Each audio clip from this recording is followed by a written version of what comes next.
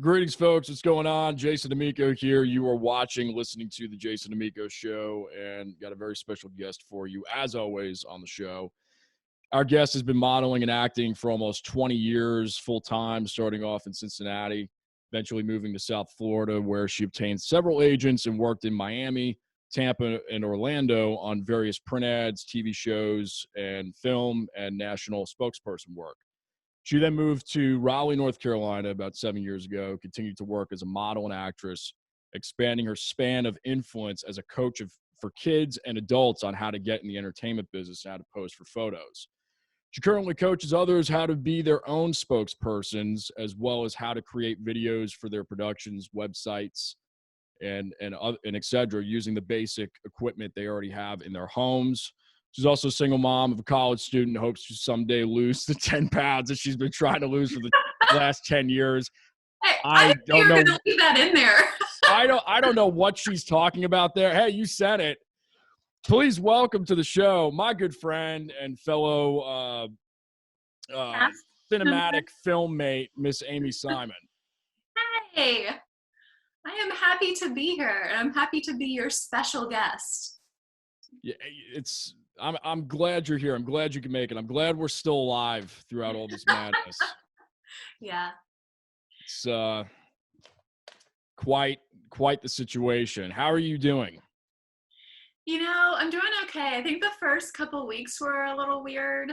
I mean, I think I just basically stayed in my robe every day and just wondered, like, what is really going on here? You know what you should have did? It should have been the animal fur behind you or whatever that is. What is that? It's a blanket, and it's a really heavy blanket. It's wonderful. Yeah. It's super heavy, so it's really good. It really comes into handy. It looks like something out of Game of Thrones or something. You're walking around. You were gonna say that. You know what? If that was a robe, I would wrap it on like a snuggie. A fur snuggie would be awesome. Yeah, you got to step up that robe game. That thing that'll do it. Yeah, so that's how it was for the first couple weeks, to be honest. It was a little weird. And then I thought, you know what, I gotta get out of this, and I need to come up with something. I need to be productive, and I need to do something here. And because, as you know, all of our work has stopped as far as, any auditioning or any unless it's self-tapes or something like that. Yeah, and I actually did have somebody reach out to me today about recording a voiceover, and a company last week about shooting just an iPhone video for a product at home, nothing fancy. And so there's still a little bit of work like that. But I thought, well, what can I do, now to help others? Everybody's sitting at home right now. Maybe they want to learn something, kids, guys, girls, whoever. Mm-hmm. And have their own product.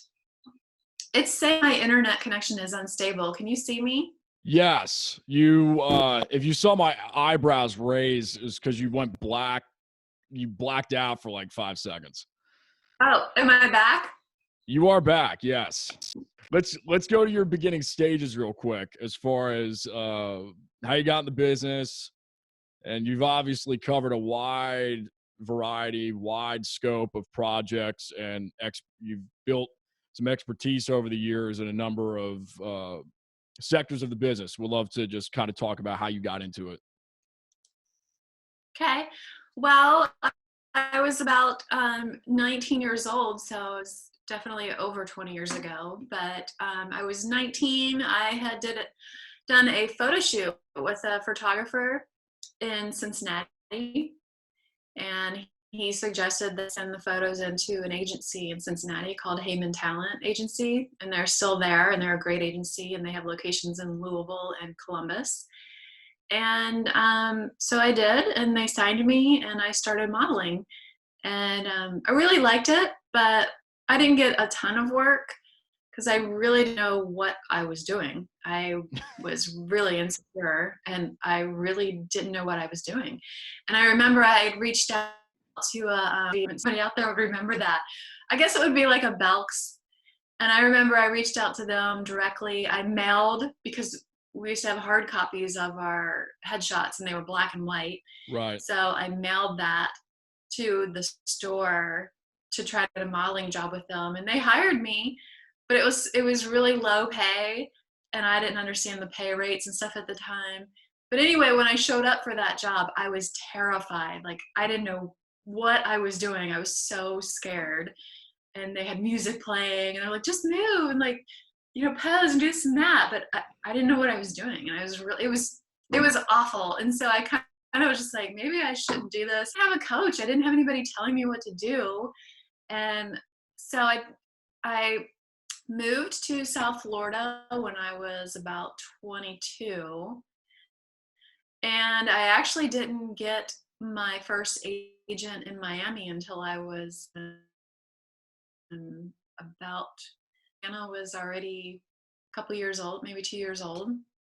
So I was a single mom, and got my first agent through an acting class that I had taken, that I heard about on the radio. I was like, oh, I really want to get into acting, but again, I'm terrified. But I took the class and met a couple people in the class, and one of the guys, Bobby Dodge, I'll never forget, was like, hey, why don't you come to Miami and meet my agent, Stellar, who I'm still with, Wow. and see if they'll sign you. And I'm like, okay. So I went with him, and I walked in, and they were just like, yeah, you know, we'll sign you. And it's funny because the first 2 years I was with them, I wouldn't go on any auditions that had dialogue. Like, even if it was one line Really? of dialogue for a commercial, I'll mess up. Like, I don't want to do this. And they're like, what's wrong with you? Like, you have to do this. I'm like, no. Wow. So I tried to take more classes and, you know, get over that fear. I think, Wow. you know, I think people used to look at me and think like, oh, she probably thinks she's great. She's pretty. This is probably easy for her. Like, no, it wasn't. It was very hard for me in the beginning. And I would have was, never again, guessed that. terrified. Based on, you know, being on set together and just some, you know, seeing some of your previous work, it's like, wow. Well, it's almost 20 years has gone by. So it's a lot of time. Right. But still though, I mean, wow. Yeah. It wasn't until, so again, I was doing this full time, and I had a friend that reached out to me, and he was like, hey, this company is doing like almost like a home shopping network type show, like 30-minute show, and they need a host. He's like, you should audition for that. And I'm like, I don't know how to do that. I don't talk on camera. And, you know, he's like, well, just audition. I think you'd be really good. So we just had like this really simple audition, like in a parking lot, the camera, the director, and the producer, Mike, and I forget the lady's name, but I did like her. And they just kind of had me do something on camera, and they're like, well, okay, we'll let you know. And I was like, I'll do it for half of what you're paying anybody else. And they're like, okay, you're hired. So they hired me. They hired me, Wow. and I did that show called Living in Style. And I did that show for about a year, severely underpaid. I had no idea how badly underpaid I was. Right. Because I didn't know. And because we would shoot 12 or 14-hour days, and I'm shooting all of these products, and they were making a ton of money, and here I am getting paid like peanuts. But I will say that that is where I learned how to speak on camera, and how to find my angle and my light, and how to hold products, and how to talk about products. And I learned a lot from that. So then when I went on auditions in Miami for car commercials or whatever, I could take that experience now and take all that stuff that I learned to actually make some real money. And then once I started booking, it just kept happening. I mean, I was booking stuff all the time. I mean, I was getting agents calling. I had several agents. In Florida, you can list. You can have, at the time, you could have several different agents because it's so big. Like Miami, Orlando, Tampa is so big. So you could multi-list there. So I had several agents, and I was getting called every day. Like, even like I do here, it's like direct booking. I wouldn't even have to audition. I was just getting jobs all the time. And I took every single job I could get. I mean, everyone, and just to save money, because, like, in this business, you don't know when you're going to get your next job. Right. Or get your next paycheck. So I took any and every job I could, even to the point where sometimes, even after I'd already established my name, in Miami, as far as with the casting directors and stuff there, as a spokesperson and commercial actress and lifestyle model, I would still do like extra work on a commercial, which actors is like a step down. Like, oh my gosh, like, Amy Simon, you're doing extra work? And I'll never forget that. There was 2 girls, on 2 different commercials that were the principal in those commercials. And they were like, oh my gosh, like, you're doing extra work? Yeah. First of all, what else would I be doing? Second of all, I really enjoy being on a set. And you never know who you're going to meet. It's exactly all about networking. Yep. It's all about putting yourself out there. And sometimes it is about being humble and saying, like, I'll do everything. I'm still going to get paid. But a lot of people don't think that way. They think once you get to a certain level, you shouldn't do extra work anymore. That's not how I look at it. And I kept doing small jobs and little jobs. And there goes my internet. Can you see me? Yes. You're still with us. You can see me? Yes. Oh, because it said my internet was unstable. It was for about a millisecond, but you're back. I'm so sorry. It's been doing that for a few days now. I don't know why. So that is my story there, is that to anybody listening out there that is wanting to get started in acting and even modeling, because a lot of times I was the background in print ads as well. And, but you never know. Sometimes you get pulled up to the front, and sometimes your pay gets bumped up because they might see you and go, oh, wait a minute, we do want to use you. So they'll pull you in. So I took any and every job that I could all through my 30s. And I was younger and much thinner. And so I worked a lot and I went with it. I'm like, heck yeah, any job. And then there was there was a few jobs that I wouldn't do. And I always tell people, and stop me if I'm rambling, but I always tell moms and stuff that are really about getting their kids or whatever into modeling and acting. I always tell clients that I work with that you don't ever do what you don't want to do. If you feel uncomfortable, don't do it. If you, never leave your child on a set, period. Like, if they're under, don't leave them. Like, even if you think like, oh, we could this crew, and I'm not saying anything bad. I'm just saying you need to stay with your child, at all and on shoots or whatever. You need to stay with them, but they don't have to do anything that they want to do. And even probably 5 years ago now, but I had booked a modeling job, like undergarment products, and they were like, well, we're gonna need you to take your top off and like hold your hand or chest, bring it like a side shot of these like things that I was gonna wear. And I'm like, no, I'm not doing that. I'm like, you're gonna put that on the front of a package? Like, no, I'm not doing that. And this was just a few years ago, and I called my agent and I just said, hey, I'm not doing this. And she was like, oh, I didn't know that, that's what it was going to be. And I'm like, I'm not doing that. I don't feel comfortable doing that. And she's like, okay, leave. I still got paid for the job. Oh, I still got paid. That's good. The other model ended up, she ended up doing it because she felt comfortable doing that. And that's fine. That's what she was comfortable doing. She had a killer body. She was like a fitness model or whatever. So she didn't care. And I was just like, I'm not going to do that. If I was going to do that, I would have done Playboy 20 years ago when I had the chance. And I didn't. And I didn't do it. Maybe I should have. No, I'm kidding. Yeah. Interesting. Let's get into, well, yeah, I was going to bring this up later, but it seems prevalent and applicable now. The single mom Mm-hmm. scenario, that had to have been like, I don't even know how you did it back. I just don't know how, because me being uh, at the time I was in high school building my career, in middle school building my career, college, and I just remember being in New York and New York City with all my textbooks and studying in between auditions and on the train commuting for an hour and a half, 2 hours one way. It was a lot. Mm-hmm. But then to Yeah. deal with a human being like your child, and I don't know how you did it.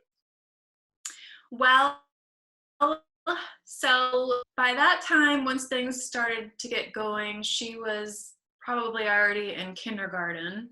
Okay. So they're in school till 2:30 or 3, but I had to, get her to school in the mornings. Right. And then we did like aftercare where she could stay until like 6 o'clock or whatever. So a lot of the times, the auditions are during the day. And like, I lived and it was an hour and a half drive to Miami. And that's where I'd have to, get her to school in the morning and go on my auditions and whatever. Some of the casting director, David, with decatting her, which like not people would do that. It says my stable. Can you see me? I can, yeah. Okay.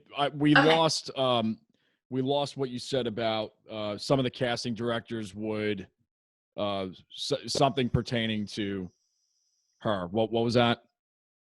Yeah, so Brad Davis with Marquee Casting in Miami, is just a sweetheart of a person, and he would let me bring her sometimes Okay. on auditions, and he Okay. would like give her snacks or whatever, and he'd like let her run the camera, and Oh, that's so nice. it was very sweet. He's actually one of the casting directors that worked with me for about 2 hours one day on a Saturday. Just out of the blue, called me and he was like, "I really want you to get the car commercial that's shooting, and I'm going to work with you to help you get it." And he Mm, worked with me for like 2 hours. Didn't charge me. wow. Didn't want anything. And so it really helped me out at the time. But that wasn't always helpful. There was times where I was like driving 100 miles an hour trying to get back from Miami so I could pick her up by 6 o'clock because he wouldn't go get her, Jeez. things like that. And that's just any girl out there that's some of us can relate to. I don't want to say anything about him and his dad, but helpful. And Yeah. so sometimes I would have to call friends like, "Hey, can you go get her?" or whatever, but you do what you can to make it work. And like I said, sometimes I would bring her on shoots, which was awful because she was a kid. She didn't want to be there, Right. and she actually did some shoots with me. She was in Right. like, she did Disney, she did Babies R Us was around. She was in a film. She has an IMDb credit. She was in a few like little commercials and she was great, but she didn't want to do it anymore. And so I just, Okay. you know what? And that's the thing too for kids. Like Yeah, you if can't they don't push want it. to do it, do not make them Yeah. because they're going to hate it. The director's going to get really upset if this kid doesn't behave or doesn't want to be there. It's like, just don't even do it. Right. Don't even do it. And she was so good, but she just got to the point where she didn't want to do it. So I'm like, all right, forget it. My parents also lived in South Florida for about 8 years, but they both worked, so they Mhm. would help out when they could. Sometimes if I'm like, "Hey dad, can you go pick her up, after school?" So there was times that they would help do that as well. But then I worked on a film for about 4 months. We shot in the Everglades. So that was hard. It was always hard, like being away from her, even Yeah. though I loved working and I kind of enjoyed my time away. But at the same time, I always missed her and felt guilty. I think a lot of moms can relate. It's like if you try to do anything for yourself, you feel guilty. Like, I should be sitting home every day, you know, making breakfast, lunch, and dinner and waiting for her to get off the school bus. You know what I mean? Like, you just feel guilty about it. So, but you do what you can. And the thing is too, that a lot of the girls that did what I did, the spokesperson girls, because there was like a handful of us that would book all of everything. You know, there was Jody and Deborah and Debbie and Mary Chamberlain, and there was like this handful of girls. And, you know, there was a few times that a couple of them were like, how in the world do you do this? Like, how do you do this and raise a kid? I'm like, you know what? You just do it. You just do it. What choice do I have? She's there. I have to, you know. So, but they didn't have kids. And to be honest, every one of those girls had boyfriends or husbands that they were living with. So it's like, not only do I have this to take care of, I'm taking care of everything. You know, I'm doing all of it. And that's another reason. And I'm not knocking them for having relationships and having that good for them. Right. But I didn't have that. So that's another reason that I was like, I'm taking every job that I can, you know, so I can build up a little nest egg in case whatever happens, you know. Wow. So that's incredible. Well, I mean, stemming from that, I have some bullet points here. I have modeling versus acting. You kind of talked a little bit about your transition between modeling to acting and the struggle personally, which I still am trying to. It's hard to believe, but what would you say were the main differences between the two? What was modeling more natural for you, and then acting was more of a skill set building process, or what do you think? I never saw myself as a good actress, and you know, I could do commercials because I never really considered that like acting. Like, oh, it's just a commercial. I'm just being me, you know. Right. But as far as when it came to like a film or something, which I did, you know, a feature-length film when I was 30. It's actually still on Amazon. It's on Amazon Prime. But I was shocked that I booked that because I'm like, it's kind of funny though. All these girls show up in the Everglades in Florida. Beautiful girls like show up. I'm the oldest one. They're all like 22, 23 years old. I'm 30. So in a woman's mind, that's just like, I'm so much older than these girls, you know, and I'm a mom and like, what am I doing here? And forget it, you know, and they all show up and they're like, oh, so we're doing this one scene on page whatever, you know, and I'm like, we are? And they're like, yeah, did you not like memorize it? I'm like, I didn't know we were doing that. Like, I don't know why I didn't get the memo that I was supposed to memorize the scene. It was a really dramatic scene. Really dramatic. And all four of us were supposed to be together. And I go to like, I think it was McCain or somebody, and I'm like, I'm gonna need to hold your script because I have no idea what we're doing. So I'm like literally holding the script, doing this really dramatic scene. And I'm like, there's no freaking way I'm booking this job. And not only that, the other girl that showed up to do the same part that I ended up booking, she was like a walking Barbie doll, a stunning, like on perfect bot, whatever. And I was like, forget it. Like, why am I, you know, I'm like, this ain't gonna happen. But what happened was I ended up talking with the director of it, and he had property in Kentucky, and I'm from Kentucky. So we kind of talked about that, and he was like, so, you know, did you grow up like fishing or hunting? And I'm like, yeah, I grew up fishing with my dad all the time, and you know, I've shot guns, and I don't hunt animals, but I've shot guns, and you know, my dad does, and I'm not against it, I'm for it.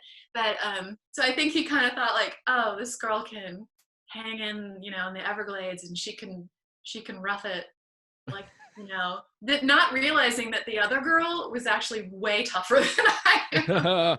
was an athlete. She was this and that. But I booked the job. And that just goes to show you, like, you never know. You always need to show up because you never know. Yes. You never know. And for girls, it's always like, she's prettier than me. She's skinnier than me. She's younger than me. And it's like, no, you don't know what you might say one thing or do one little action that they love. And they go, right. Yes, we want you. And it's like, okay. I mean, I've beat out other girls for jobs. And I'm like, I cannot believe I booked this. Like, that's weird. So as far as modeling, like here in North Carolina, I actually do more modeling. There's more print work here for me because there's more the furniture shoots and products and stuff like that. So I do a lot of more, and I love it because it's, you know, it's not super hard, but to me, because I love it. Right. Some people don't like it at all, but to me, like, I actually really, it's fun for me. I enjoy it. The hard part is, you know, looking good and staying in shape. And like, you know, you're a model. They expect you to show up and look like a freaking model. So you better have your roots done and your skin needs to look good and you need to be a certain size or, you know, you're going to piss some people off. So that's kind of the harder part as I get older, to be honest, is like, you get, at least for me, you kind of get a little bit lazier as you get older. You're like, who cares? I'm just gonna eat pizza, you know, and you don't care anymore. And sometimes I'm like, okay, I got a job in 2 weeks, so I need to start working out right now.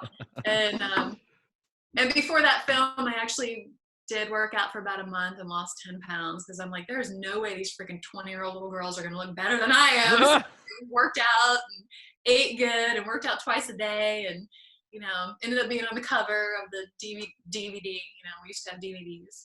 So on the cover of that. And so I think you were talking about really what it comes down to is putting yourself out there, taking classes. You know, for me, it was like, well, let me take a couple of classes because even if I'm not any good, I can learn from other actors. Because the other actors I always thought they were so good and so much better than me in classes. But I always learned something from them. And one of the acting classes I took, the guy was working on a film, so he put me in his film. Right. And then you know, this is a tough business. You have to have thick skin. I took an acting class one time in Miami, and in front of the class, which was about 10 or 15 people, you know, the acting coach was like, you would be really hot if you lost like 20 pounds. I mean, he said to me in front of a class that I paid for, you know, I was like, okay, well, you would be hot if you had hair. I don't know. I mean, at least I can lose weight.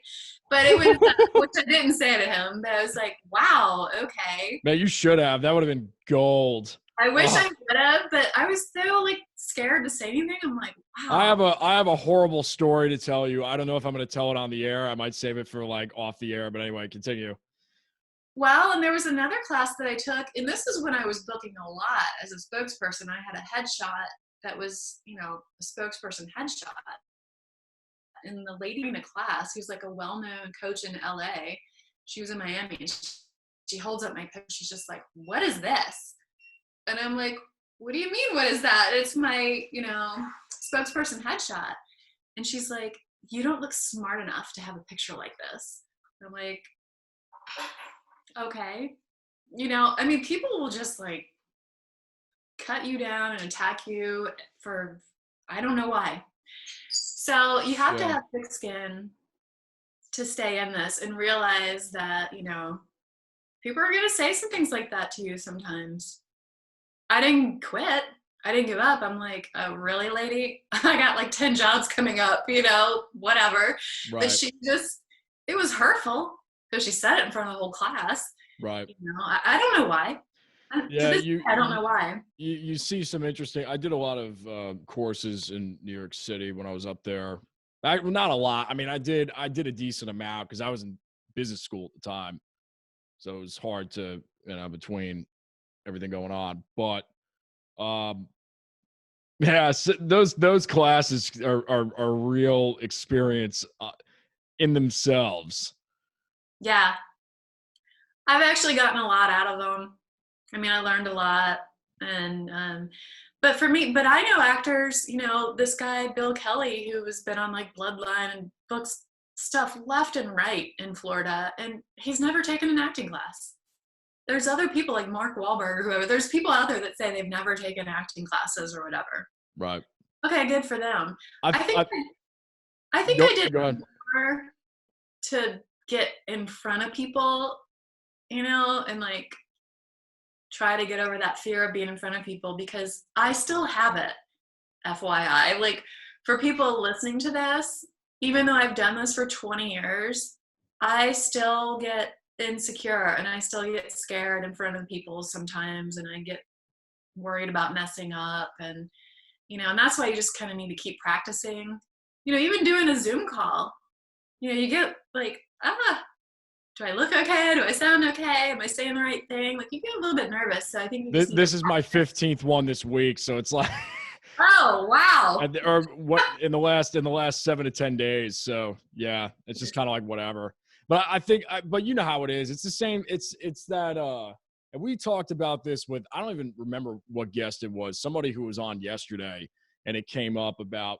It was Taylor Reese. She's up in New York, a country artist, really good. She said something about presence, and she's only 19. And I was like, wow, you're talking about presence in your late teens. That's very admirable. That's good. And lo and behold, she had some acting experience. So, that's like the main I remember doing classes at North Carolina Theater, and in my early years, and a lot of work on improv and presence and getting to that place, getting that place of focus. And I quite honestly think some people just they have that charisma and that focus more so than others, even if their talent level isn't quite there, and they're just going to get booked more. I mean, a lot of it's about vibe. yeah. These and of course, I'd love for you to chime in on this with your experience as well. And a lot of it has to do with these casting directors, these directors, these content creators and producers. They already know what they want. So as soon as you walk in that door, they're going to know within 20 seconds, probably 90-95% of the time, whether it's a yes or a no. I mean, they may even know sooner than that. Yeah. So it's like repetition. Somebody told me once that your slate gets you hired. And I think that's true. I don't know if it's an ultimate truth, but I think it's true more times than I think the average person would seem to believe. But your thoughts on any of that? Yeah, I think you're right on that. That I think it's, they're watching you from the second you walk in the room. And so you got to have that right energy and the confidence, to be honest. You have to have that confidence. And, the more you do it, the better you get at it. And yeah, you do have to have a good slate and high energy and look good. Good lighting, good sound, look good. Make sure you have powder on your face or whatever. They want to hire a professional. They want to hire somebody that knows what they're doing. I mean, you think about it, they're spending thousands and thousands of dollars on this project. So whether it's a commercial or a film or whatever, they want to hire somebody that cares and knows what they're doing, But I don't want to scare anybody away from it, because I've had friends that have walked in and booked a sad commercial the very first audition. Right. The union commercial. And it's like, right. I've been doing this for, I had been doing it for so long and never booked a SAG national commercial.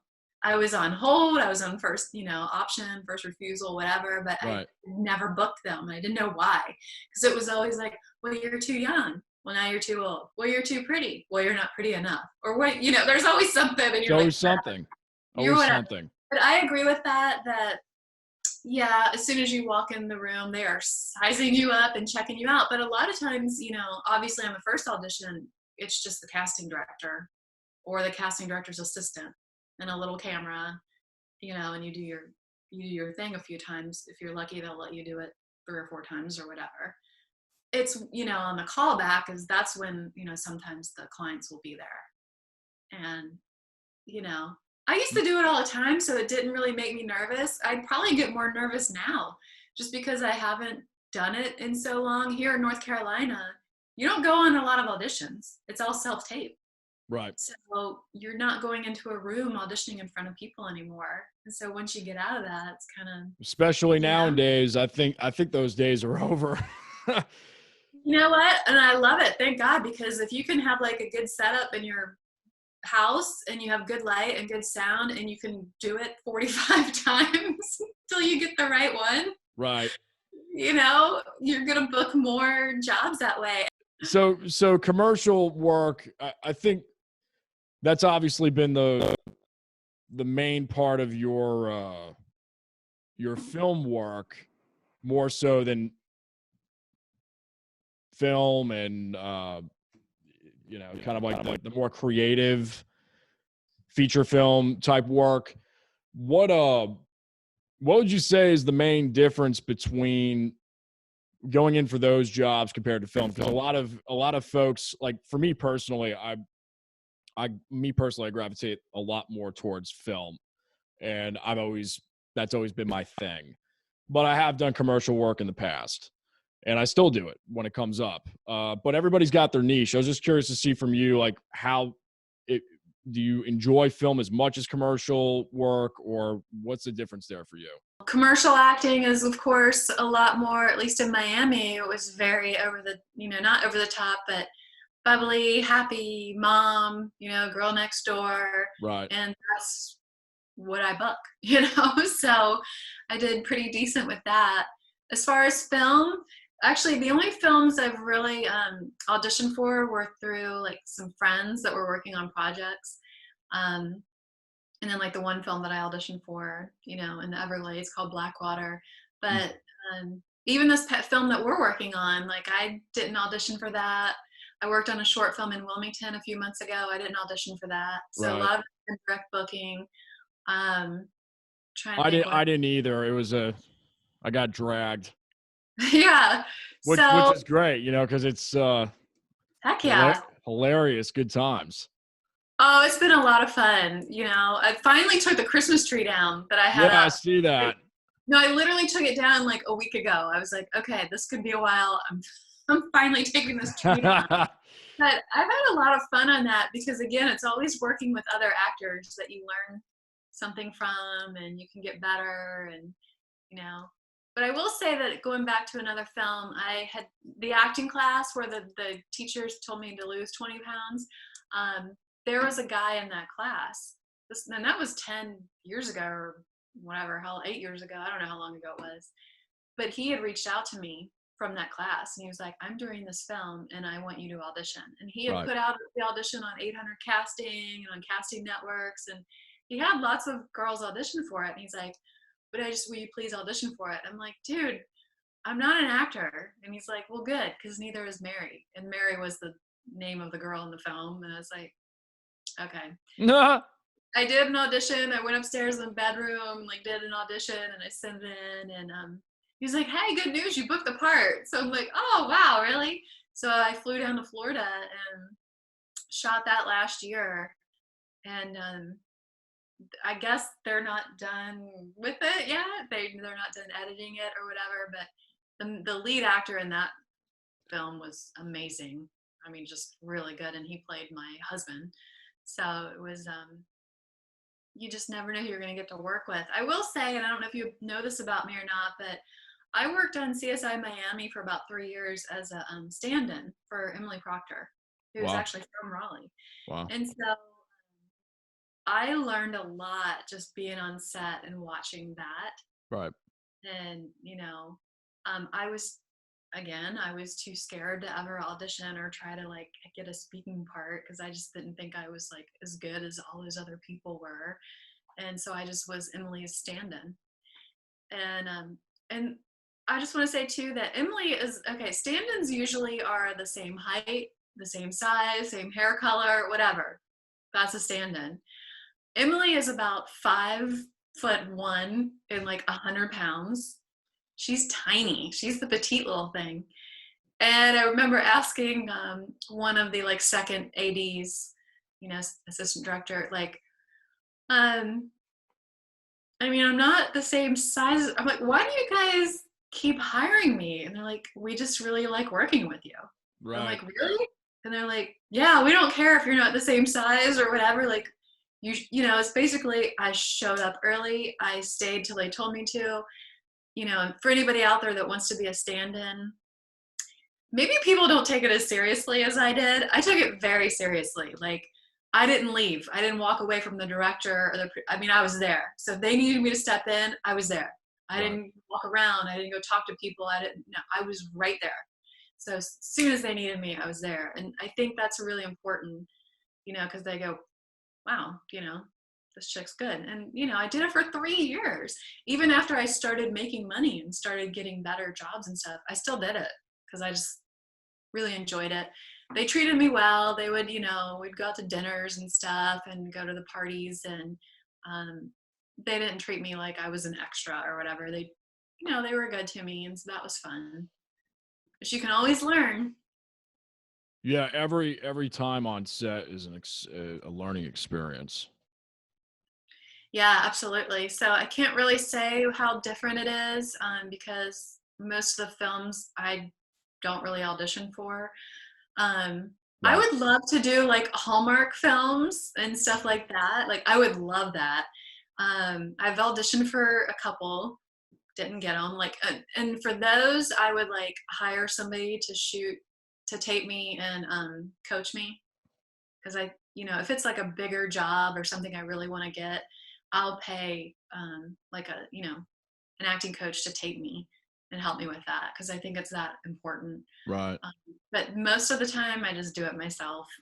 You know. What's well, and this is kind of a loaded question. The audition process for you kind of over the years, if you could just expand on for a couple of minutes, any reoccurring themes, struggles, triumphs, yeah, just kind of expand on it a little bit. I think you really just need to go in there, knowing that you're good and knowing that and be prepared and go in there with the attitude of I'm going to book this. Right. There was a time I had some personal things happen and I wasn't working for a little while, like in my late 30s. So weird. Like, it's weird getting older. But anyway, and I wasn't working for a while and this audition came up and it was for a host of a show for a major cruise line. And I got the audition. I memorized the script and it was like, a big chunk of paragraph and I memorized it. And so I called my friend Julie and I said, do you want to drive down to Miami together and audition for this? Because at the time they were looking for 2 people. And she's like, yeah, let's go. I said, we're going to be the first ones there. We're going to be the first ones to get in there. And I'm going to book this job because I hadn't had work for a little while. Right. Like I said, I had some stuff going on. And so I hadn't worked for months and Mm, stuff. mm. And so, I put on my dress, did my hair and makeup, and tried to look as good as I could and had that script memorized and just walked in there, nailed it. We were the first 2 there. And I was like, Julie, you go ahead. You go first. I'll go second. Went in, nailed it, knew I did. And then the lady that was doing the audition, she's like, okay, well, that was good. Like, you don't have to redo it. Do you want to? And I was like, do you want me to? And if they ask you, do it. If they want you to Of redo it, course. do it again. Yep. So I did it again, nailed it. And she was like, I'm sure you'll be hearing from us. Ah, I left that day. I told my friend Julie, I'm like, I booked that. But we didn't hear anything for like a month, nothing. wow. And usually you hear within a couple days. So we Right. didn't hear anything. She's like, I don't think they're doing it anymore. And I don't think we booked it. And I don't think you got it. I was like, maybe you didn't get it, but I got it. I know I got it. And they called me and said, can you come down to Miami and kind of do like a man on the street type thing on camera? And I was like, sure. Went down, did that. And then the lady that had auditioned me, she said, Shannon, she said, you're the only one that had it like completely memorized. Mm. And I was like, what do you mean? What do you mean? And she's like, all of those girls, and there was 80 girls that auditioned for that. And we were talking about South Beach, Miami, the most beautiful women in the world. You know, they're all in there with their little shorts on and their heels and hair and makeup. I was like, whatever, I booked it. Y'all can leave. So, but she was like, they sat down there. Some of them sat there for 2 or 3 hours and didn't have it memorized. And so that right there, I was just like, oh my gosh. And I'll tell you another story real quick, is because I went into audition for a car commercial and it was a great job and I didn't have it memorized and I didn't get it. And the girl that had it memorized got it. And she had that job for 3 years, and wardrobe, hair, and makeup, and they gave her a car to drive every month. You know, it's just like, oh my gosh, like, But I just thought I was going to walk in there and wing it, you know, and I didn't. So that's the thing, is like, you have to be like so prepared. That is your job, is, you know, and I've heard from other really good actors that you're not walking in for an audition, you're walking in for the job. Right. You know, you're pretending that it is the job. One of the best one of the best excerpts I've ever read was out of Bryan Cranston's book. Yeah, that's what I'm talking about. I watched him on YouTube.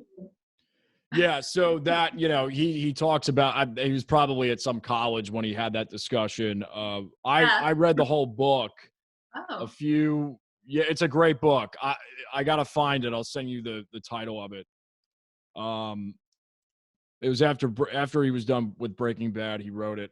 I'm pretty sure that's when it came out, right after the final season. But incredible book. There's one part in there where he's talking about the auditioning process, and it really, this one sentence did more for me, I think, than all the other classes that I've taken, or what, I don't know what, it just like changed my whole psyche on things.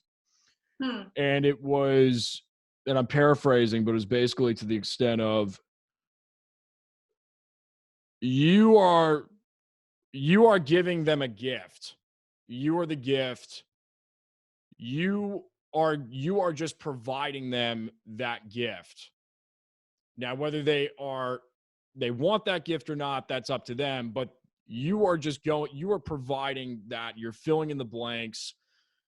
Take risks. And it was just like that whole placement of like, yeah, like, I'm giving them my take on this. Like, I'm going to own my own take on this. I'm going to give them I'm giving them me. And if they don't want it, then fine. It's kind of like the dating circle. And it's very strange. Like, there's this weird similarity between, you know, that whole thing and auditioning and sales and like the buyer seller dynamic. And, you know, basically, you're always just selling you. I mean, well, especially in this day and age with everything virtually, you're going to see it more now, because now the office is your house. The office is literally like your house, your couch, your bedroom. It sounds kind of provocative, but it is, because wherever your technology is, that's where you're conducting business. That's where you're planning, and that's where you're preparing, and that's where you're shooting even. So, well, look at all the people that are watching TikTok and you know, all these formats now that these people, you know, Hannah dated a boy that has like 1 million followers. I'm like, this kid, you know, he's like getting in the car, putting a seatbelt on, and he gets like 500,000. It's weird. Right. And that is where it's going. And even I was just talking to my friend earlier, which I wrote and produced some videos for her product. But we were talking about Home Shopping Network, and she thinks that like, oh, that's going to go away because you can just sell products out of your house. You can just sell things on, there's a website that you can go on and just like, you can show the product, you can put a number under it or whatever and say, just, you know, type in sold or whatever. Right. Comment sold is the website. And so she's like, that's going to take over. Like, gone are the days where you're spending thousands of dollars on these big productions, you know. I think we're always going to have TV shows and film, and of course, it's like music. It's like everybody's still, like, it's all about the single these days, and it was about the single back in the 50s. So that's, in the music world, it's kind of a weird circular roundabout comeback of singles. But yeah, as far as like big product, but as far as live music, I don't know, because it's definitely a different, that's a whole other animal with social gatherings and whatever. But we'll just see how it pans out.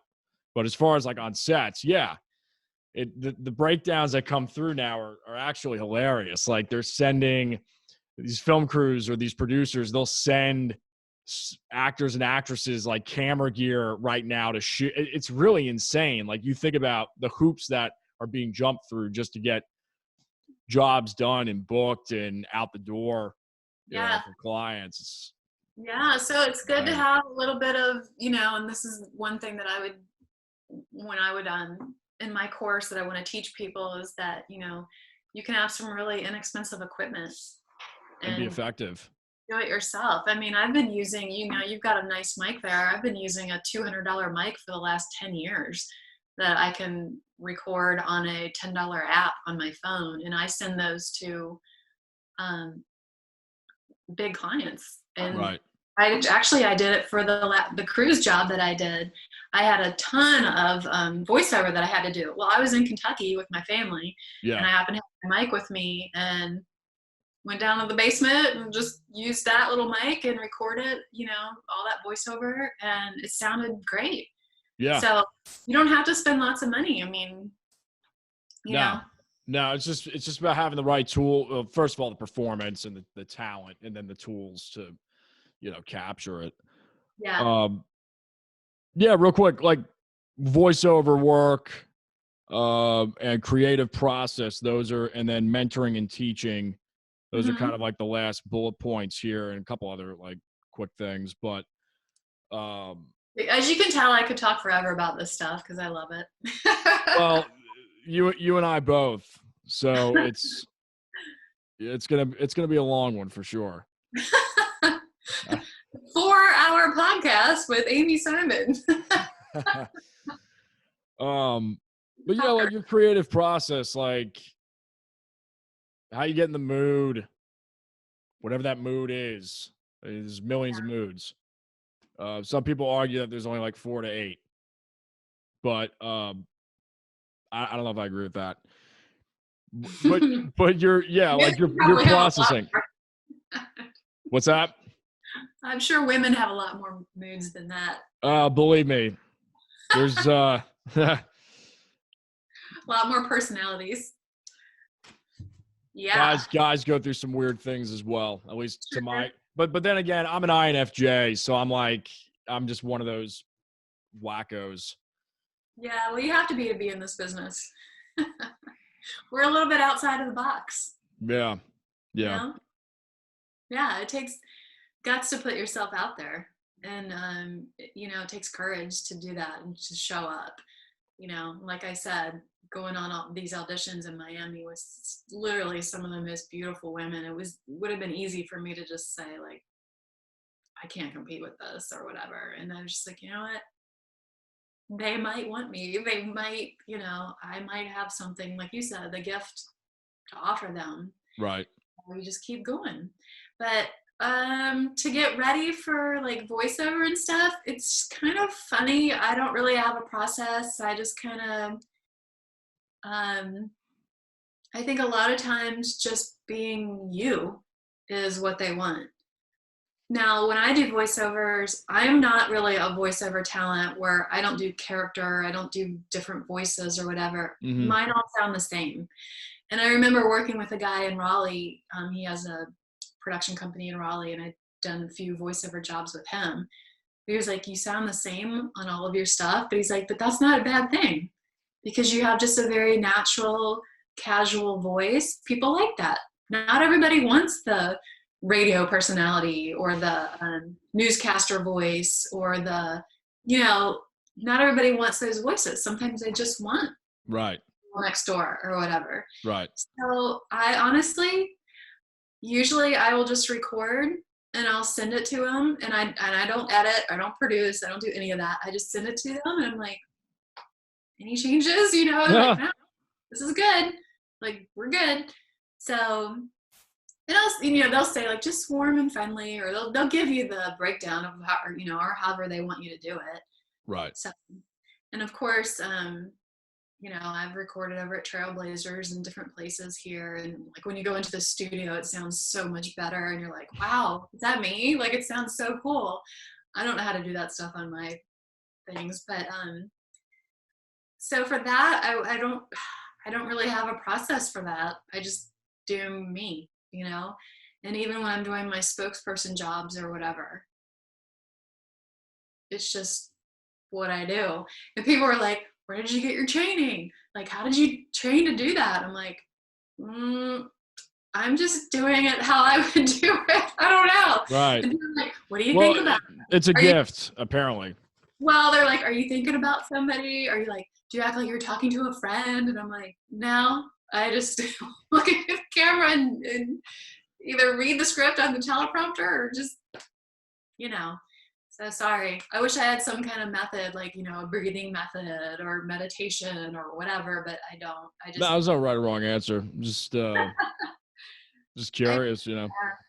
And I mean, that spans into not only voiceovers, but again, modeling and acting and commercial acting. There definitely is a skill to it, because I show up in some of these photo shoots in Greensboro or High Point, wherever they are, and they're just like, oh, it's so nice to work with a professional. And I'm like, what do you mean? They're like, well, usually we have to tell the girls like how to pose and how to move and how to look natural and how to blah, blah, blah, and they're like, you just do it. And I'm like, well, I mean, I've been doing it for a long time, to be fair. I have been doing this forever. So, but there is a skill to it. But for anybody that's new starting out, have some patience with yourself. You're learning, takes time. But that's why I tell people, work on college student films, work on independent films, do stuff for free. Learn how to do it. Learn where your around it. Yeah. Learn where your mark is. Learn where the light is. Learn to take direction. Learn all these little things. And I did that stuff for years, when I was just starting out. Right. That's why I learned how to do everything. You're teaching and mentoring. Let's talk a little bit about that, because you've been doing that especially for the last few years as well. How'd you get into it, and well, let's just start with that and then kind of talk about your methods to a certain degree and your style. Yeah. So again, like, you're always kind of reinventing yourself. Right. And trying new things when you're in this business. Yep.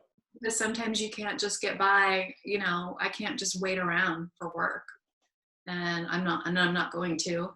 So I thought, well, what could I do? And initially that's when I started writing and producing videos. I've done about 15 of them. And that was literally just like, I can do this. I can write a script. I can hire a camera guy and an editor and whatever. And I did. And I was just like, you don't know until you do it. But I had this lady that hired me to do a commercial for her product, a video for her product to put on Amazon. And she straight up asked me, like, well, have you ever done a video for paint? Because she had a paint product. And I was like, no, but I've done hundreds of other commercials and I can do this for you. Right. I know I can. And she's like, okay, you're hired, and she hired me, and her sales went up 30% in 6 weeks. So, and then as far as and then I've started doing more videos or whatever, and then I haven't done that in a while. And then I thought, well, what else could I do? Well, I had so many people reaching out to me on like Facebook, like, how do I get into modeling and acting? Or how do I get my daughter or my cousin, or how do I get them into it? Well, I was spending all this time writing people back that wouldn't even write back and say thank you, or did nothing I told them to do. And I'm like, why am I doing this for free? Like, why am I trying to help these people when clearly they don't care? Sometimes people don't care until you put a value on it. Okay, you want to talk with me? I've been doing this for 20 years. This is how much it's going to cost you per hour to talk to me, and I'll help you. Most of the people that I meet with get agents. I think there's only one or two that haven't. Everyone I meet with one-on-one, and I tell them what to do, tell them what to expect, whatever, they get agents, which I'm really proud of that. And then I started doing like a photo shoot sessions where I would team up with a photographer here in Fuquay. I live in, well, I'm not, I shouldn't say where I live, but there's a photographer close by that has a studio. So we would team up, and then I would show them how it's like to be on a real photo shoot. Like, changing your wardrobe and like setting up your wardrobe and your hair and makeup, and what it's like to go out there and go on a photo shoot, because they're not going to tell you what to do. They've already hired you. You're supposed to be the professional, so you better know what you're doing. So I kind of teach them how to move and pose in front of the camera, and walk them through the process of, a lot of times the photographers don't tell you what to do. They expect you to know it. So that's been a lot of fun. I've helped a lot of, it's a lot of kids, teenagers and kids that want to get into it. But I've had women my age. I worked with a gentleman that was 60. He had just retired and he wanted to get into acting. And he's like, do you think I can do this? I'm like, heck yeah, this is a great time for you to do this. And he got an agent, and he'll call me or text me every now and then like, thank you so much. Like, I almost didn't do this and I'm having the blast, and he's booking jobs, and I'm like, yeah. So I really like helping people get in this business, because even if they book 1 or 2 jobs, it's just a new experience for them. They have fun. They tried it. At least they tried it, and I was just talking to a girl today trying to, sell her my program. And she's a friend of mine from Florida. And she was just like, I'm 50. I'm too old for this. And I'm like, no, you're not. Like, you are the perfect age. There's no age limit. It's okay. Doesn't matter if you're 50 or 70, like, you got something to sell. You have a personality. You have this, she has all of that. I'm like, you can do this, so don't think like, well, I don't look like a model. I'm not a size 2, or I'm 50. Doesn't matter. There's something for everybody. You said agents, right there a little bit earlier. Mm-hmm. What would you say? Yeah, what advice for younger actors, actresses looking to get in with an agent, or that may already be with an agent? Any advice that just comes off the top of your head as far as things to look out for, things to be aware of? So you mean like trying to get an agent, or after what do you I mean? mean, yeah, I'm probably asking like 2 or 3 questions at once. Um, yeah, let's start there. So I would say just go onto their website and see if, well, now they're not going to have an open call, Right. because, usually they do that. Um, but now I see on Instagram all the time, they're taking, submissions. They still want to hire models. So I would just go on their website, and they have the requirements on there, how tall or the sizes that they're looking for, the ages they're looking for. That's for modeling. They have that on there. Right. Acting is all across the board, Yeah. That's a little bit harder, because a lot of times they want people that have experience. They don't want a big, huge roster Right. like a local talent agency here has. They don't want to have 1 million people. They keep their board smaller, so they're looking for more people that have experience. Well, how can you get experience? Like I just said, Right. Local theater, or college student films, or independent films, or whatever you can do to start building up your resume, you need to do. But I will say that when I was starting out, I went with an agency other than Stellar. I went with another agency they took anybody and everybody. And that's how I started, because I was new. I didn't have any credits or anything. And so they're like, yeah, we'll take you, Right. So you might have to find an agency that maybe isn't the best one out there, but who cares if they're going to help you get some work? Right. Who cares? Right. So that's how I feel about that. Acting is a little bit harder, but there's plenty of free websites out there, or websites out there that you can get on and start looking for jobs without an Right. agent. Right.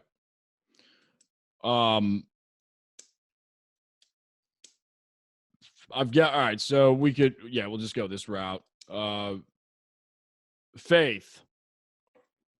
And, I'm bringing this up because you and I are both in the same wheelhouse. Mm-hmm. As far as I've seen your posts, I know, we're on the same wavelength there. I don't talk much about it personally in business and in the whole entertainment industry. And feel free to give as much or little information as you like on this, but I thought I'd bring it up, give you an opportunity to maybe talk about it.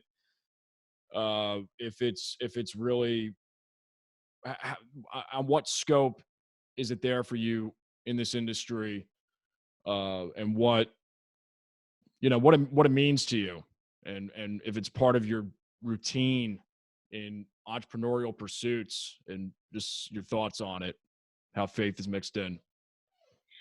Yeah, well, I think that there's definitely things and jobs that I wouldn't do Right. because maybe I didn't feel right doing that. No judgment on anyone else, but I'm like, I'm not going to do that. Or I don't feel, like I said, I could have done Playboy 20 years ago and made a lot of money when I was really broke, but I was like, it's not really something I want to do. Mm-hmm. You got to know what's right for you. I'm not really on set. It's not like I'm going around talking about it, but people always knew that I was like the Christian and like, oh, they don't want to cuss around me or whatever. And I'm like, you guys can be yourself. Like, I don't care. I'm not perfect. Like, you kidding me? Ask my daughter. Like, she thinks whatever, but she's seen the worst of me. But right. So that's been really interesting because people, they act different around you if they think that you're a Christian. Or I deal with the same thing, and I'm not proud of it, but I've got a mouth to a certain degree, and maybe it's just the musician, and I don't know what it is, but it's the same thing. I don't know why people are like that.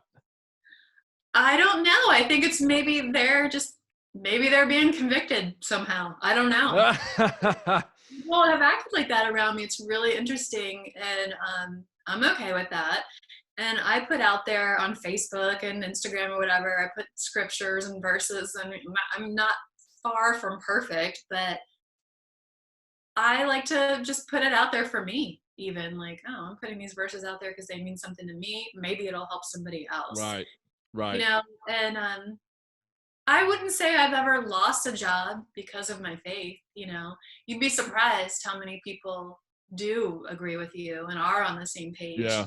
Maybe they just don't say it, but they're on the same page. So, and there's definitely just things that I wouldn't do that I know other girls did, and yeah. I'm like, well, good for you, but I'm not going to do that. Like, I'll let God provide. I'm not going down that road. Right. I'm not going to worry about it. And so I kind of do pride myself a little bit on that. Like, there's definitely things that I didn't do. I didn't compromise. I didn't, I'm like, no, not doing it. And I feel good about that. At the end of the day, you have to live with you. And so my faith is what gets me through this. I mean, there was a time when I first was starting out that I wanted to quit because I was just like, what am I doing? Like, I have a baby to take care of. I need a real job. I need money. I need this and that. And I went to this guy, and it was at the radio station at the church that I went to in Fort Lauderdale. And I was going to work at the radio station, just like volunteering. And I was like, I don't know if I should do this anymore. Like, what do I do? And he just looked at me, and he just kind of was quiet, and he paused for a minute, and he was like, keep doing what you're doing. You're going to be okay. Wow. Like, okay, I will. And then I just, like I said, took time, but I kept getting more jobs, and I always had work. And I know a lot of people in this business are like, how do you do this full time? How are you doing this full time and raising a daughter? how do you do this? I'm like, first of all, you do have to be a little frugal. You do have to be good with money. You do have to budget. It's not like we're going out to eat every night, and I don't buy everything that I want. And I'm very, if I buy like my expensive makeup, and I'm just being honest, like for shoots or whatever, I only use it for shoots and I save it, or I'm like that. Right. So I know how to make it work. I've been doing it for 15 years, and we have a house and I have everything that I need. But that's just being frugal and being smart. Because like I said, most of the girls that I know that do this, either they have a second, like they have a husband paying the bills, or a boyfriend, or they have another job. They're a realtor. Side gig. Yeah. Yeah, this is their side job. This is their side hustle or whatever. Right. And for me, it's like, no, I've always just done this full time. So that, like I said, that's why I've kind of like, okay, now what can I do to make money? All right, well, I can coach people, and I can teach them what I know, what I've been doing for 20 years. So that's it. Does that answer your question on faith? Yeah. Yeah, for sure. I'm not worried to put my faith out there, if that's what you mean. I'm definitely not worried about that, because honestly, at the end of the day, I want to do family films. I want to do films that kids can watch, the family can watch. I want to do Christian films, faith-based films, Hallmark films. Like, that's the type of stuff I want to work on. Right. So right. I would be thrilled to do that. Yeah. That's awesome. Yeah, I mean, you said something earlier, and I probably should have brought this up earlier, but insecurities. Yeah. Any words of wisdom out there? I think just that you are the only you, and sometimes, it's just whatever you bring to the table is what they want. So don't like undersell yourself. Like, just do the work, take your classes, get your pictures, have your resume, have all of that looking great. And then you just do whatever you can do. And as far as just starting to get comfortable in front of the camera, practice in front of your, get your iPhone out, set it up on a tripod or whatever, and get a script off of the internet and memorize it and just start doing it. And just get experience in front of the camera, or find a little group of 2 or 3 actors that want to get together and you guys do stuff together. Right. You can do Zoom calls and like work out that way. But I think it's just repetition and just, keep doing it. But like I said, I'm in my 40s now and I still get nervous, and I still think, I still kind of have those thoughts sometimes. I don't know if that ever goes away. And I've heard that from other like really big actors. Right. That just before they get to do like a big film or whatever, like they physically get sick, or they're like, why am I here? Or I'm not good enough. Like, that's pretty common. I think you're always going to have a little bit of fear, unless you're Tom Cruise. I don't think he gives I don't think he cares about, he knows he's good. Like, he ain't worried about it. But, which I met him on a shoot in Miami. But, interesting. I think for the most part, I don't know if that ever really fully goes away. Right. To be honest. Right. But like I said, the one job that I booked, went in there with the attitude of, I am booking this job today. I'm booking this. But I was prepared. That's all you can do. Prepare, put it out there, and leave. Because most of the time, you're never going to hear back. Right. It's not like they're going to call you and say, well, we would have liked you, but you didn't wear the right shirt. I mean, you never hear about it again. Sometimes you put all this time and effort and you think you did this great audition and you never even hear back. Yep. They don't even, nothing. Yep. So, and it's kind of heartbreaking. Sometimes you're like, I thought I did so good, and you never hear back from them. Next, we have a phrase in this business, and it's called next. Move on to the next one. That's it. They say if you book 1 out of 20 jobs, you're doing good. Yep. Yeah. Social media real quick. you're quite avid on there, and just any suggestions for the younger guys and gals out there, because in this day and age, it's obviously the I think it's, dare I say, the precedence for that online presence. You can build your own content. Any advice on that? Well, it's been that way for a while. I mean, years ago, back when I was still living in Florida, which I've been here 7 years now. So 8 or 9 years ago, directors and producers were starting to look at your social media.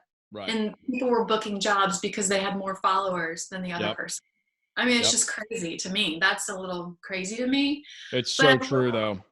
It's true. And I will say that I have booked jobs from my Instagram, which I only have like 4,000 followers on there. Yep. But I've had a couple clients tell me, oh, we booked you because of your Instagram. And maybe it's not the followers per se, because the same things happen to me. And I don't even know what I have. It's a little bit over $3,000.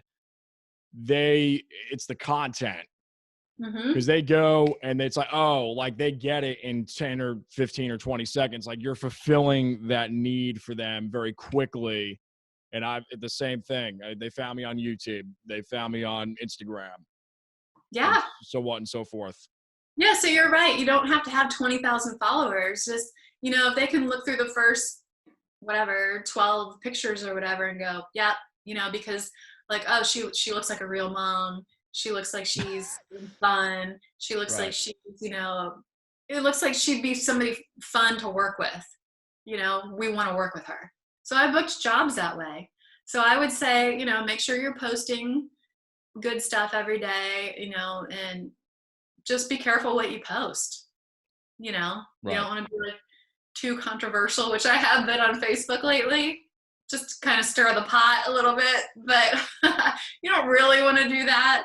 On Instagram, I just try to be, I'm a little more, let me just put my modeling pictures out here and family pictures and whatever, just because they just want to see your personality and that you're a real person. Like, what do you do? What do you really like, So I would say be careful with what you post, especially I would say post, stuff that the jobs that you want to kind of gear yourself towards. Right.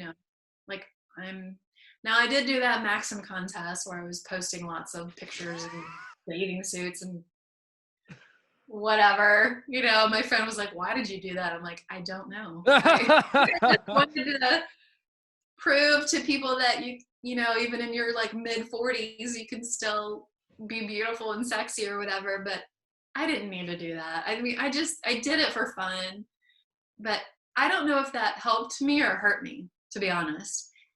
All of your male followers are probably watching this and going, oh, we're glad you did it.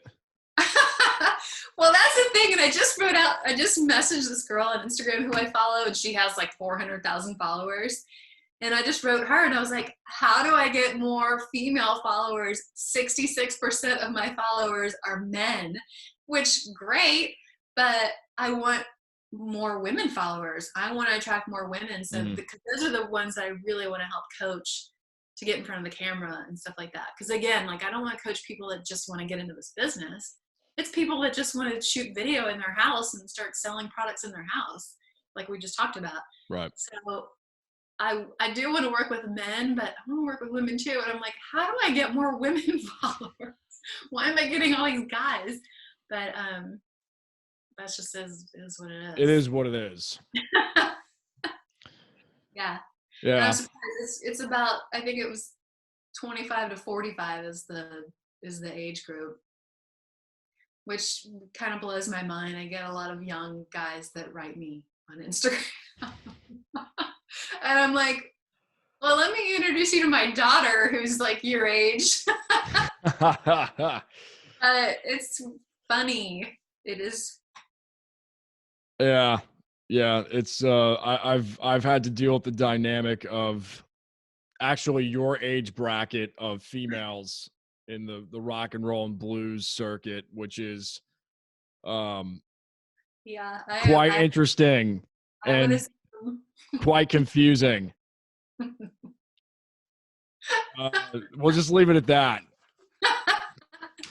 So this has been great. Thanks for making the time to be on the show, and despite all of the tech issues and whatnot, Yeah. I've got a little thing I like to do at the end. I call it the shootout portion, which is just I say a word that's industry related, and you just say kind of the first word that popcorns off of your brain. Oh Lord. Lights. Camera. Action. Did you say lights? Well, yeah, Okay. that works. Somebody else did that yesterday, which is hilarious. Makeup. Artist. That's a good one.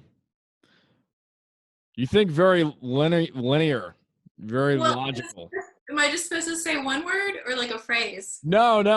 This is a judgment-free zone. I just think it's interesting. Like there's really no reason for me to be doing this. I just do it because I don't know. Like it's just kind of interesting to see what people say. Comedy. Oh gosh. Stand up. Ah, that's good. Drama. CSI.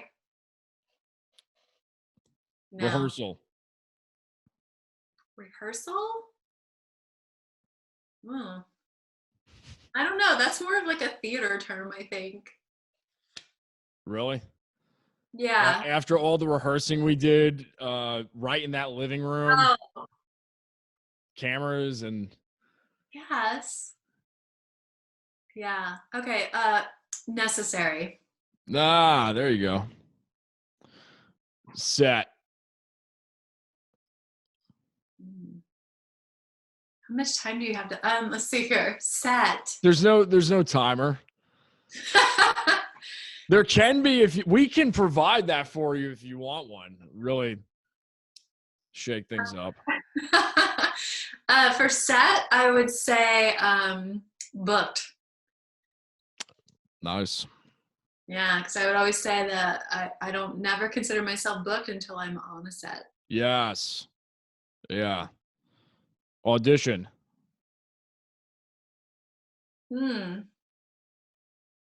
Um, Audition. Why is that one a hard one? Because you probably want to say 20 things at once. Yeah. Audition, I would say work. That's A lot of work to audition. That's very applicable. First take. One take Amy. I mean, I usually nail it on the first take. Try to. Camera.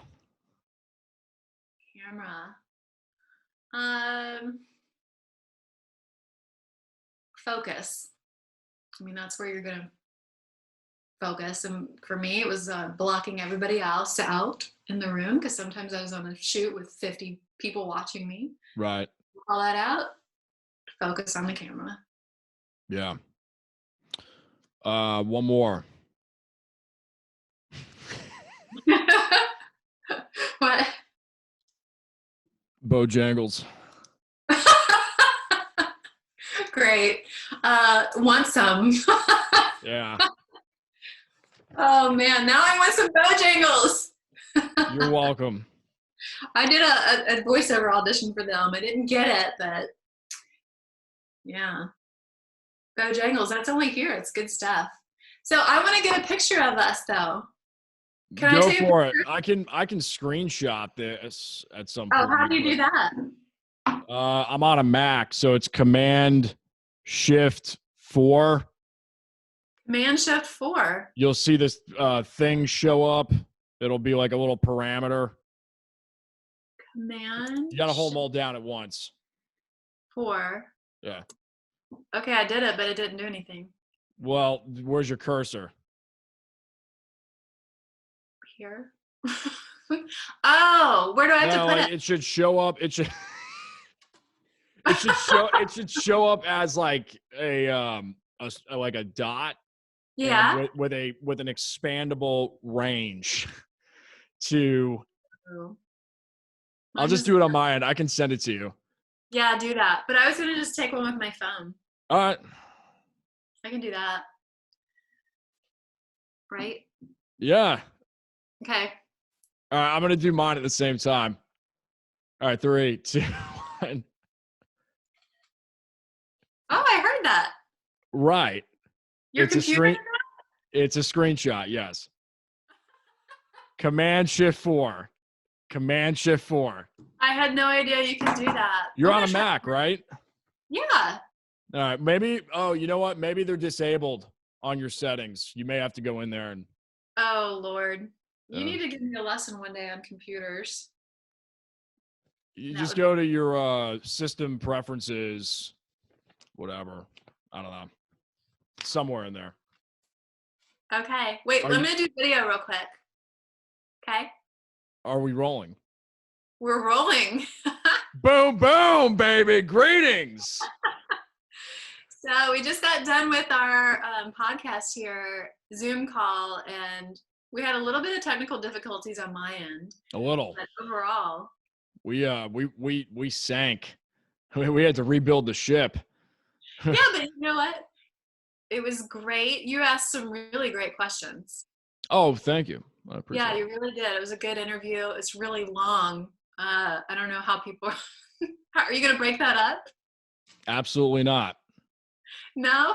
The longest one so far is Ira David Wood III. I think we hit 3 hours. Wow. Okay. Yeah. Well, I can see that. I bet that was amazing. Yeah. So you have to tell everybody where they can find me. Where they can find you. Yeah. Well, I've got your address in my phone. No, not my home address. Amy Simon TV. That is your Instagram handle, correct? It is. And my website is amysimon.tv. And my Gmail is amysimontv@gmail.com. That's how you can find me. And this probably looks weird. I was going to post this on Instagram, but was this going to be like silly? I don't know. All right, I'm going to turn it off now. But that's how I have one more question for you. Okay. I asked this to everybody. You thought we were done. Oh, well, But yeah. we are not. Oh. Jumping the gun. All right, so if you could go back in time to your 15-year-old self, knowing what you know now with your life experiences, what would you tell her? Oh my gosh. Ugh, I hope I don't cry. I would say to love yourself, and follow your dreams. You have those dreams in your heart for a reason, so you got to just put yourself out there. Yeah, there's a lot of things that I didn't do because I was really scared and shy and insecure. So I would say you have to go for it. If that's what you want, you have to do it.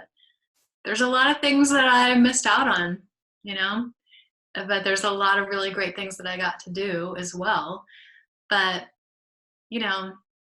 when I was 15, I was auditioning for mall fashion shows, by myself. And I was getting them. And, but I just, back in the day, and they would send you magazines and they would have flyers in there of like, do you want to be a model? Whatever, like these little flyers that you would fill out and sign it in, mail it in. And I'm like, yes, I want to be a model. Like I always wanted to. Not because I thought I was like the most beautiful thing in the world. It's just that's what I wanted to do. And I filled one out, and I did a model search thing when I was like, I don't know, 19 maybe. And I paid for it and went to it, and it wasn't like crazy amounts of money, but I went to it.